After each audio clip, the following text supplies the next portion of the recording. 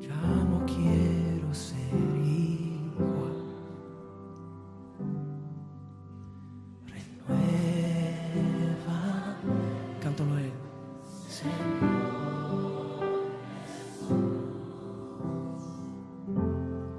Pon en mí tu corazón, porque todo lo que hay dentro de mí necesita ser cambiado, Señor, porque todo lo que hay dentro de mi corazón necesita más de ti. One more time, pon tus manos en tu corazón y dilo, porque todo lo que hay, porque todo lo que hay dentro de mí necesita ser cambiado, Señor, porque todo lo que hay dentro de mi corazón necesita más de ti.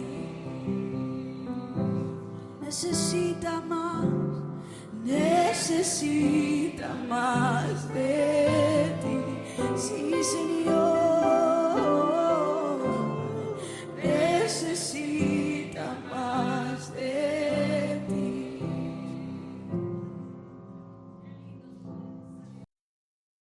Bienvenidos a Estudia conmigo, la palabra es poder. Una vez más en este día, pues continuamos con los estudios de Apocalipsis, el mensaje a las 7 iglesias. Para comenzar con esta iglesia, ¿verdad? Vamos a leer en Apocalipsis 2, 18, 29. Apocalipsis 2, 18, 21. Y escribe al ángel de la iglesia en Tiatira, el Hijo de Dios, el que tiene ojos como llama de fuego y pies semejantes al bronce bruñido, dice esto: yo conozco tus obras y amor y fe y servicio y tu paciencia, y que tus obras postreras son más que las primeras. Pero tengo unas pocas cosas contra ti, que toleras que esa mujer Jezabel, que se dice profetiza, enseñe y seduzca a mis siervos a fornicar y a comer cosas sacrificadas a los ídolos. Y le he dado tiempo para que se arrepienta, pero no quiere arrepentirse de su fornicación. Apocalipsis 2, 22, 24. He aquí yo la arrojo en cama y en gran tribulación a los que con ella adulteran. Si no se arrepienten de las obras de ella, y a sus hijos heriré de muerte.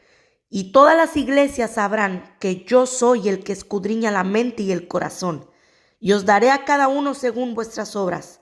Pero a vosotros y a los demás que están en Tiatira, a cuantos no tienen esa doctrina y no han conocido lo que ellos llaman las profundidades de Satanás, yo os digo, no os impondré otra carga. Apocalipsis 2, 25, 29. Pero lo que tenéis retenedlo hasta que yo venga. Al que venciere y guardare mis obras hasta el fin, yo les daré autoridad sobre las naciones, y las regirá con vara de hierro, y serán quebradas como vaso de alfarero, como yo también la he recibido de mi Padre, y le daré la estrella de la mañana. El que tiene oído, oiga lo que el Espíritu dice a las iglesias. Tiatira estaba a distancia de Pérgamo como unos 64 kilómetros. Más o menos, ahí estamos viendo uno de los mapas. Se construyó en un terreno llano. Esta era una ciudad pequeña localizada en un valle. No se encontraba en la costa, sino en el campo, en camino hacia Pérgamo. Fue fundada por Seleuco, uno de los sucesores de Alejandro el Magno, como un pueblo militar para guardar la carretera que iba de norte a sur. Después vino a estar bajo el control de Lisímaco, quien gobernó Pérgamo. Tiatira era la puerta de Pérgamo y su tarea como defensores era demorar a los atacantes para ganar tiempo para Pérgamo. Era una ciudad vulnerable y por esta razón la ciudad fue varias veces destruida y reconstruida. Para el tiempo en que se escribió Apocalipsis, Tiatira estaba entrando en un periodo de mayor prosperidad. La principal industria de Tiatira era la producción de lana y artículos teñidos. Respecto a sus creencias, Tiatira no era un centro religioso importante, adoraba al sol, a Apolo, pero se dice que era una ciudad comerciante y obligaban a los comerciantes a participar de las fiestas paganas a fin de no perder su fuente de trabajo. Ahora analicemos cada una de las descripciones que el Señor Jesucristo hizo de él. Porque Jesús vemos que quiere mostrar su aspecto glorioso a las iglesias y se presenta a cada iglesia. La hemos visto en estas 3 iglesias que vimos atrás y la iglesia de hoy, como según él, Jesucristo se describe a cada una de ellas según su atributo y su descripción puntual que mejor se adapta a cada iglesia. La forma en que el Señor se presenta a esta iglesia es de la siguiente manera. Dice Apocalipsis 2:18, y escribe el ángel de la iglesia en Tiatira, el Hijo de Dios, el que tiene ojos como llama de fuego y pies semejantes al bronce bruñido, dice esto. Analicemos ahora. Él comienza diciendo Hijo de Dios. La expresión más común de Jesús en Apocalipsis es Hijo de hombre, pero aquí se describe como Hijo de Dios, lo cual resalta la deidad de Jesús, ¿verdad? El Hijo de Dios, el título Hijo de Dios muestra en Cristo en su deidad y su manera de acercarse a Tiatira no es como un compasivo sumo sacerdote, sino como un juez divino. Los ciudadanos de Tiatira entendían bien este mensaje, pues era un concepto que manejaban a diario. Una de las principales deidades locales era Apolos y también adoraban al César de Roma. A ambos se les llamaba hijos de Dios, pues creían que ambos eran hijos del dios Zeus. Entendiendo esto, Jesús se les presenta no como el hijo de un dios, sino del Dios todopoderoso y soberano, creador del cielo y la tierra. Y luego el Señor continúa describiéndose, ojos como llama de fuego. Lo que antes se consideraba como una llama de fuego, hoy podríamos llamarlo láser, ¿verdad? La luz del láser que penetra con facilidad. Los ojos del Señor, nos está diciendo Él, que no solo ven lo que está a la superficie, sino que penetran hasta lo más profundo del alma.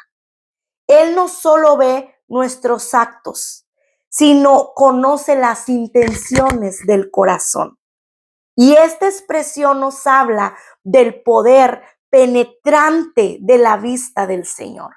Él todo lo ve. Para Él no hay nada oculto. Y lo dice, ojos como llama de fuego. O sea, tiene que ver con una mirada que alumbra. Una mirada que ante la oscuridad ve. Su mirada puede ver en lo más oscuro. Él mira. La iglesia de Tiatira necesitaba oír esto porque hay cosas que debían cambiar en esa iglesia. Ellos creían que se estaban saliendo con la suya, pudiéramos decir, estaban saliendo con la suya, pero el Señor les dice que Él lo ve todo. Leamos Hebreos 4:13 y Jeremías 17:10. Hebreos 4:13. No hay nada en toda la creación que esté oculto a Dios. Todo está desnudo y expuesto ante sus ojos, y es a Él a quien rendimos cuentas. Jeremías 17:10.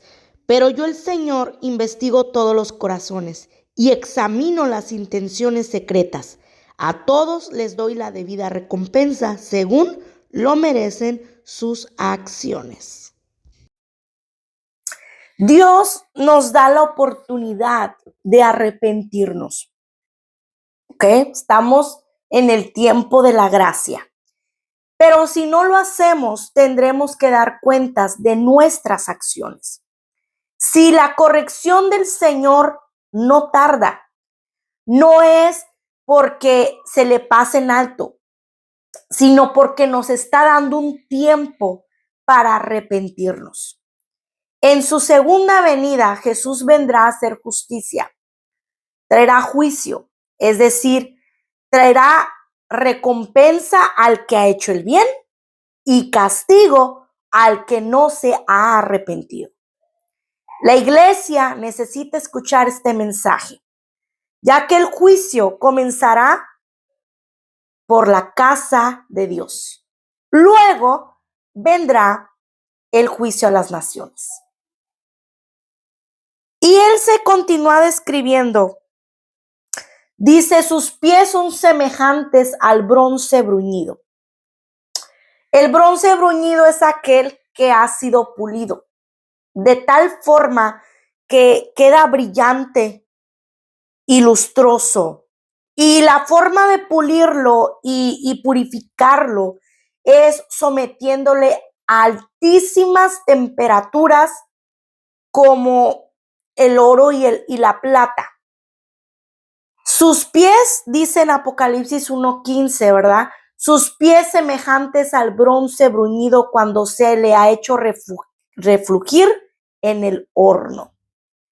En la Biblia, el bronce representa juicio.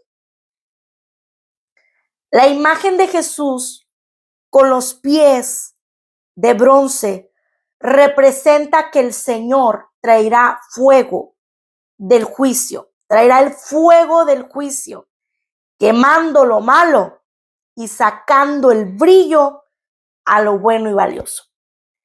Esta es la imagen muy diferente a la que muchos tienen de Jesús, quien en su primera venida se presentó como el Mesías sufriente, el Cordero de Dios que vino humildemente a dar su vida por nosotros. Pero en su segunda venida llegará como el Mesías, el Rey de Reyes, el Señor de Señores, quien derrotará a sus enemigos y someterá a toda la tierra bajo su autoridad. El profeta Daniel también recibió la revelación del Señor de una forma similar a la de Juan. Veamos en Daniel 10:6. Su cuerpo tenía el aspecto de una piedra preciosa, su cara destellaba como un rayo y sus ojos ardían como antorchas. Sus brazos y sus pies brillaban como el bronce pulido, y su voz era como el bramido de una enorme multitud. Ahora sigamos al mensaje a la iglesia. Eso solo fue la descripción del Señor. Su presentación, digámoslo así. El mensaje a la iglesia de Tiatira es el más largo de todas las iglesias de Apocalipsis. Curiosamente, esta era la iglesia más pequeña. En su mensaje a esta iglesia, Jesús comienza, como en todas las demás, afirmando lo positivo que tienen. Dice Apocalipsis 2:19, yo conozco tus obras y amor y fe y servicio y tu paciencia y que tus obras postreras son más que las primeras. Él comienza diciendo lo primero lo que el Señor felicitó a la iglesia de Tiatira es por su amor. En griego, ágape. De todas las virtudes espirituales, ellos escogieron la mayor, como dice Pablo en 1 Corintios 13, y ahora permanece la fe, la esperanza y amor. Y estos tres, pero el mayor de ellos es el amor, ¿verdad? Pero como veremos más adelantito, el problema es que muchos en la iglesia de Tiatira perdieron la perspectiva. O sea, perdieron la perspectiva y del amor cayeron a la tolerancia. Mucha gente confunde el amor con la tolerancia. ¿Debemos amar al pecador? Sí, pero no amar el pecado. El verdadero amor busca el bien del otro, lo cual incluye confrontar y exhortar cuando sea necesario. Pero los creyentes en Tiatira prefirieron no herir, digámoslo así. Ay, no, es que si reprendo a la hermana, se me va a sentir, se me va a enojar, se va a ir de la iglesia. Ay, no, ¿qué van a decir de mí? ¿Verdad? Los creyentes en Tiatira prefirieron no herir a los que estaban desviados y para evitar conflicto. Eso no es amor. Eso es tolerancia. Hoy en día, uno de los valores más populares es la tolerancia, ¿verdad? Aunque puede ser considerada como una virtud, llega un punto en que la tolerancia se puede desviar y convertir en pecado. La clave está en lo que uno tolera. Hay cosas que uno puede resistir por amor, pero hay otras cosas que la Biblia dice que no debemos tolerar. Vemos los dos extremos en los casos de las iglesias de Éfeso y Tiatira. En Éfeso no toleraron lo falso, pero habían perdido el amor, el primer amor. Y lo contrario en Tiatira. En Tiatira tenían amor, pero habían tolerado el pecado. Ambas iglesias se habían ido a extremos, de uno al otro. Pero la clave está en encontrar el balance entre el amor y la justicia. El Señor continúa diciendo también, los elogia por su servicio. En griego se usa la palabra diaconia, que se refiere al ministerio, el servicio o la ayuda a los demás. Esta era una iglesia que se enfocaba en servir y ayudar a sus miembros y mantenerlos contentos. Igual con el amor, el servicio es una virtud positiva, pero puede desviarse si quedar bien con la gente se vuelve más importante que agradar a Dios. ¿Me explico? Una cosa es agradar a Dios y otra cosa es yo lo hago, no lo hago para agradar a Dios, lo hago para quedar bien con la gente, a la vista de la gente. Son dos cosas muy diferentes. El Señor les elogia la fe. Otra virtud que la iglesia de Tiatira es la fe, traducida en griego pistis, que también se puede traducir como persuasión, convicción, fidelidad. Tener fe es creer, pero también actuar, ya que la fe sin obras, dice en Santiago 2:26, es muerta. Las obras es lo que demuestra en qué creemos verdaderamente. Jesús señaló que la iglesia de Tiatira tenía fe y era fiel, pues sus obras postreras fueron mayores que las primeras. Continúa el Señor hablándoles elogiándoles ahora la paciencia y la perseverancia. Otra virtud de la iglesia de Tiatira es la perseverancia. En griego, hupomoné. Ellos fueron constantes, pacientes y perseverantes. Esta virtud los llevó a hacer obras mayores que las primeras. Hay iglesias que comienzan, hombre, bien animadas. Sí, vamos a hacer esto, vamos a hacer lo otro. Y se comienza un proyecto nuevo y sí, asá. Pero a la mitad del proyecto, como que se perdió el encanto, se perdieron las ganas. ¿Ya? Pues en Tiatira era diferente. Tiatira comenzó de poco a poquito. Y después terminó haciendo mucho. Hubo un crecimiento en fe, en servicio, en amor. Aunque la iglesia de Tiatira tenía cosas muy buenas, también se había desviado en otras de forma muy seria. Vamos a ver el llamado de atención que Jesús les da. Lo que Jesús criticó de esta iglesia es lo siguiente. Dice Apocalipsis 2:20, pero tengo esto contra ti, que toleras a esa mujer Jezabel, que se dice ser profetisa, y enseña y seduce a mis siervos a que cometan actos inmorales y coman cosas sacrificadas a ídolos.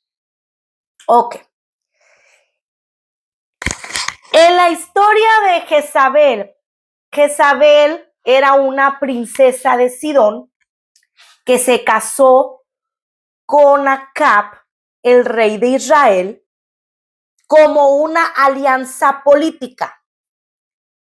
Dios ya había advertido en contra de este tipo de alianzas. En Deuteronomio usted lo puede leer, Deuteronomio 7:3-4. Pero el rey Acab no era un hombre temeroso de Dios. Así lo dice Primera Reyes 16:30-31. Ella no solo tuvo una influencia negativa sobre su esposo, sino sobre todo el pueblo de Israel. Leamos Primera Reyes 21:25-26. Nunca nadie se entregó tanto a hacer lo que es malo a los ojos del Señor como Acab, bajo la influencia de su esposa Jezabel. La peor infamia que cometió fue rendir culto a ídolos tal como habían hecho los amorreos, pueblo que el Señor había expulsado de la tierra del paso de los israelitas. Jezabel era una mujer fuerte y manipuladora que se deleitaba en hacer el mal. Y también se caracterizó por procurar la destrucción y muerte de los profetas de Dios. Así lo dice Primera Reyes 18:4-19-2. Jesús usa la imagen de Jezabel para hacer ver a la iglesia de Tiatira que algo similar estaba ocurriendo entre ellos, al haber permitido entrar a alguien con ese espíritu. No es que había una mujer que se llamaba Jezabel. No, sino que había alguien que tenía el espíritu de Jezabel. En un sentido figurado, Jezabel es una persona que tiene un espíritu manipulador que incita al pecado. Y es importante entender que Jezabel no era alguien que estaba afuera de la iglesia tratando de hacer caer a los creyentes, a los hermanos, no, sino que era alguien que estaba dentro de la iglesia.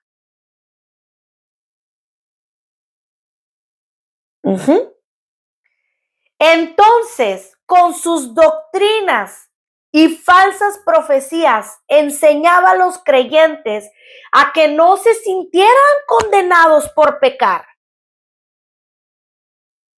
Que si pecabas, no, Dios te perdona. Ay, que eso no es que tanto es tantito. La Biblia enseña que no hay condenación para los que creen en el Señor, ¿verdad? En Romanos 8:1. Pero esa gracia no nos da licencia para pecar. Al contrario, luego de aceptar el perdón, nosotros debemos proceder al arrepentimiento, que implica regresar a vivir como Dios manda. Y la mayor amenaza a la iglesia de Tiatira no venía de afuera, sino de adentro. A diferencia de otras iglesias que eran perseguidas por el Estado, los paganos o los religiosos, el peligro de destrucción de esta iglesia provenía de una descomposición interna. Esto es semejante a lo que pasa en la iglesia moderna en los países libres, que no sufren persecución externa, como nosotros. No sufrimos persecución. Bendito Dios, estamos en un país libre, se pudiera decir así, ¿verdad? Libre de expresión, vamos a llamarlo así. Un país libre de expresión, que no se nos impide hablar el evangelio y que somos libres de hablar el evangelio. En las redes sociales, aquí afuera de mi casa, en el parquecito, afuera de la tienda, ¿verdad? Entonces, no podemos tener iglesias, ¿verdad? Reunirnos, alabar a Dios y en fin. No sufrimos persecución externa, pero corremos el riesgo de destruirnos desde dentro de la misma iglesia. ¿Y sabe por qué? Por la falta de enseñanza bíblica. Lo dijo Oseas. Por falta de conocimiento, mi pueblo perece.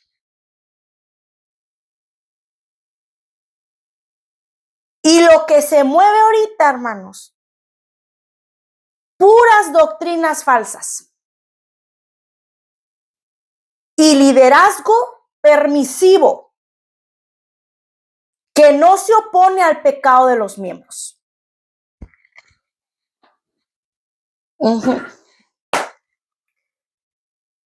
Así. Por eso estamos como estamos. Este peligro fue el que Pablo señaló también de la iglesia en Corinto. Habían permitido que el pecado infiltrara a la iglesia y no habían hecho nada al respecto. O sea, los líderes de la iglesia sabían que el hermanito andaba haciendo eso, que la hermanita andaba haciendo allá, y no los confrontaban. Y no les decían, hermano, hermana, por el amor de Cristo. Bendito Redentor. Pare de hacer eso. Deje de andar fornicando. Deje de andar de envidioso. Deje de hacer lo que hace. Deje de estar el domingo, aleluya, gloria a Dios, pero ayer, el sábado, ¿qué andaba haciendo? No, porque se va a enojar, se va a sentir, se va a herir, lo voy a herir, se va a ir de la iglesia. Pues Pablo dijo, Corinto, eso no se me permite. Y es lo mismo que estaba pasando en Tiatira. Y era una iglesia pequeña. Tiatira era la iglesia más pequeñita, hermanos, que había. Y estaba pasando eso. Vamos a ver qué pasaba en Corintios. 1 Corintios 5, 1 al 2. Me cuesta creer lo que me informan acerca de la inmoralidad sexual que hay entre ustedes, algo que ni siquiera los paganos hacen. Me dicen que un hombre de su iglesia vive en pecado con su madrastra. Ustedes están muy orgullosos de sí mismos. En cambio, deberían estar llorando de dolor y vergüenza y echar a ese hombre de la congregación. Como Pablo explica, la levadura contamina toda la masa. ¿Qué es la levadura? ¿Verdad? La levadura es aquel polvito que le echan a la masa, ¿verdad? Para hacer panes o algo así, para hornear, ¿verdad? Y lo dejan ahí reposando un tiempo, 1 hora, 2 horas, por ahí, no sé, depende, yo no sé mucho de cocina, hermanos, pero he visto videos que eso es, ¿verdad? La levadura. Y al cierto tiempo, la masa se infla, ¿verdad? Y se hace más. O sea, de una bolita de masa con la levadura se hace una masa grande, ¿right? Ok. Entonces, Pablo explica que la levadura contaminaba toda la masa. O sea, si permite usted en la iglesia 2 hermanitos, digámosle así, vamos a poner este ejemplo que es un poquito, yo diría más común, ¿no? No sé. Un hermanito y una hermanita que están en adulterio. La hermanita era de otro hermanito, pero otro hermanito le gustó a esa hermanita y empezaron a tener una relación. Y estamos hablando de un adulterio dentro de la iglesia. Vamos a poner ese ejemplo, ¿verdad?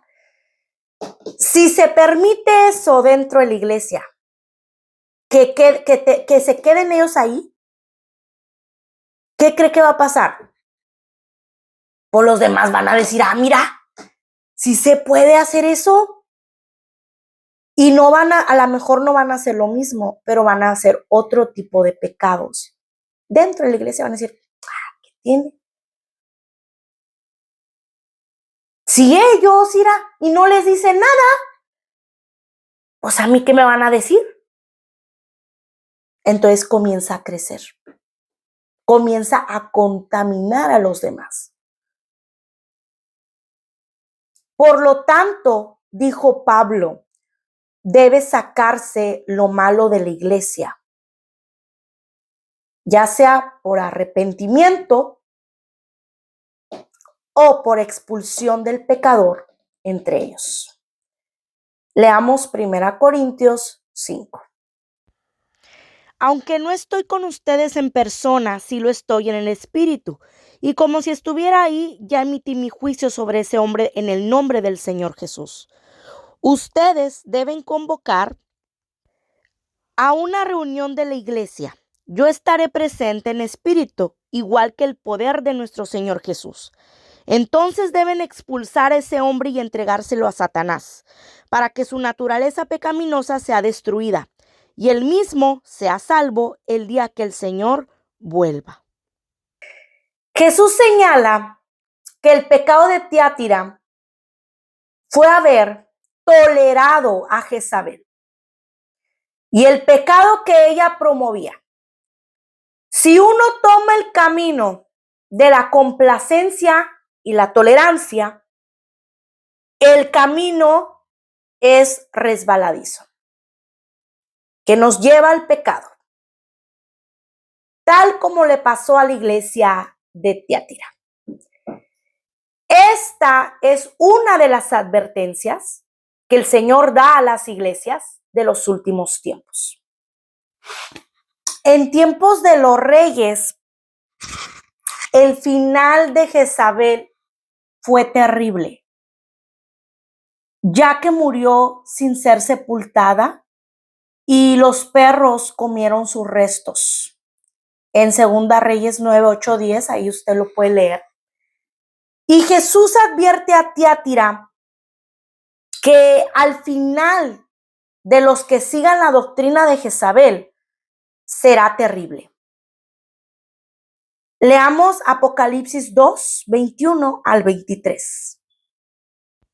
Le di tiempo para que se arrepintiera, pero ella no quiere abandonar su inmoralidad.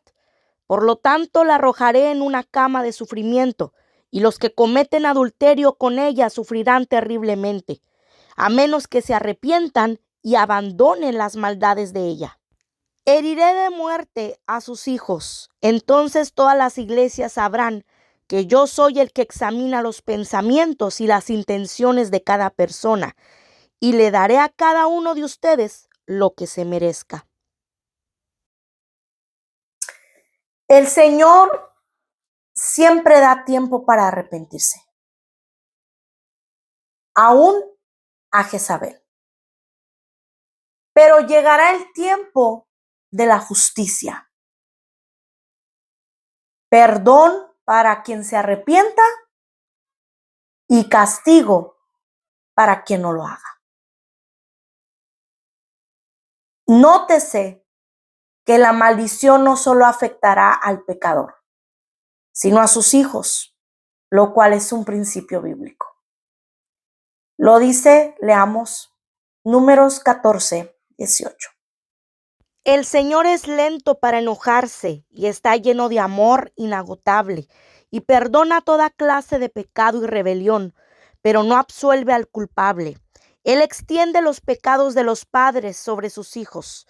Toda la familia se ve afectada, hasta los hijos de la tercera y la cuarta generación.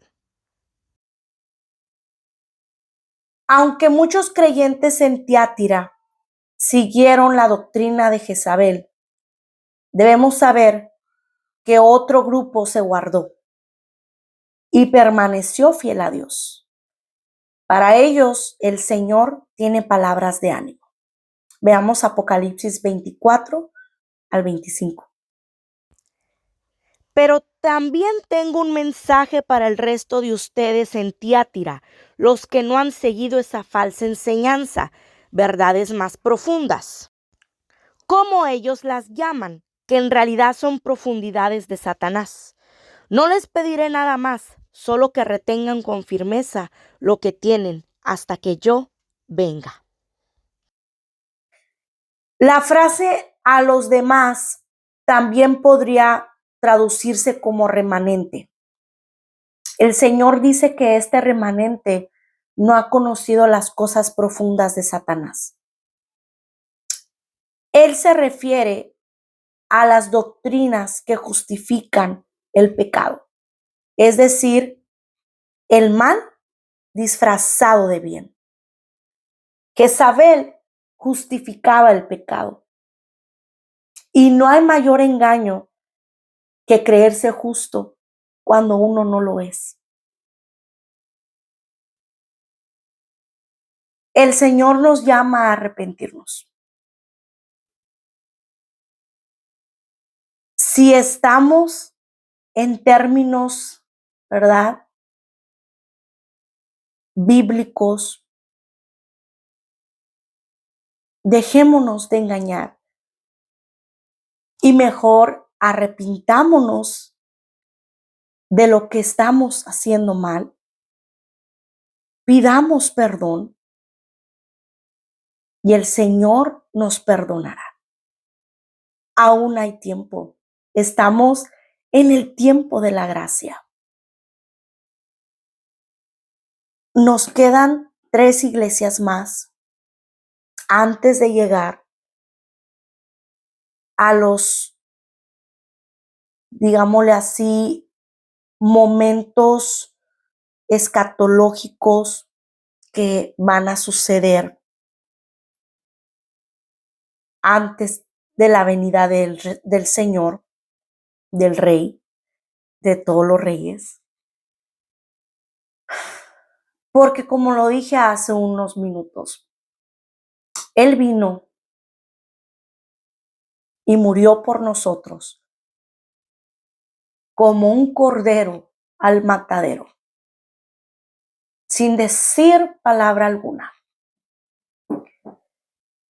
Pero su segunda venida vendrá como un juez, con sus pies de bronce, con su espada de doble filo, que es su boca, con sus ojos de llamas de fuego, como el Rey de Reyes y el Señor de Señores. Y no vendrá a salvación, vendrá a juicio. Y los primeros que daremos cuentas seremos los que estamos dentro de la iglesia.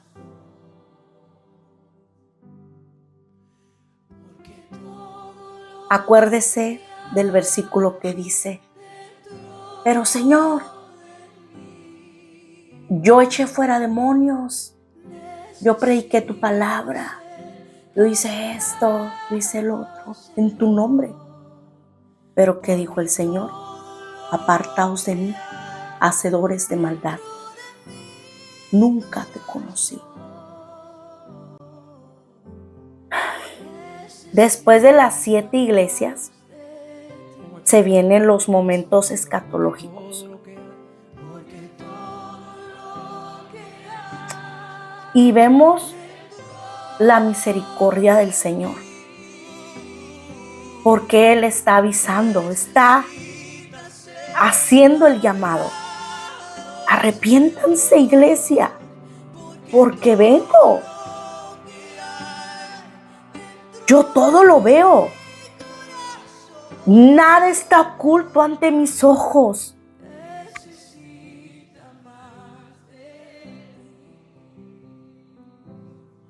Dice la palabra: yo soy lento para la ira y grande en misericordia. Pero esa ira va a llegar. No es que el Señor no se vaya a enojar. Es lento porque nos está dando el tiempo para arrepentirnos. Dios los bendiga. Nos vemos la próxima. Bendiciones.